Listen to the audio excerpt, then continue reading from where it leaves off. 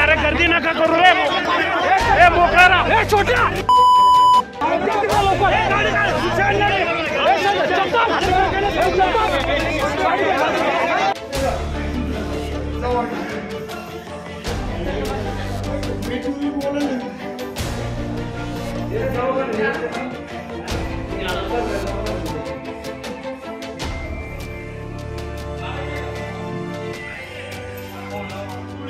फक्त गाडी होती आम्ही दोन्ही भाऊ सोबत गाडीवर होतो।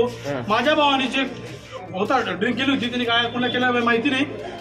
बीजेपी वाल्यांनी अंगावर ताणलं उत्पन्न नांद्रे बापूजींच्या मुलीचं नाव काय मला माहिती नाही।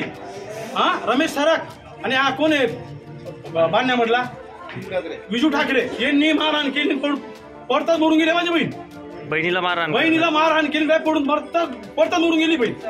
तर तिथं असे तुफान मारहाण चालू होती का कोणी कोणाला काय बघत होता ते काही दिसायला मार्ग नाही। पण एवढं बी नाही आज कोविडच्या पिरियड मध्ये हे जर असं वातावरण होईल आणि आमच्या लोकांच्यावर जर आमच्या भटकी जाती जमातीवर असा अत्याचार होऊन जर मारले गेला तर आम्हाला न्याय मिळाल्याशिवाय आम्ही इथून डेड बॉडी उचलणार नाही। मारहाण कोणाला झाली? मुलीला मारहाण झालेली आहे।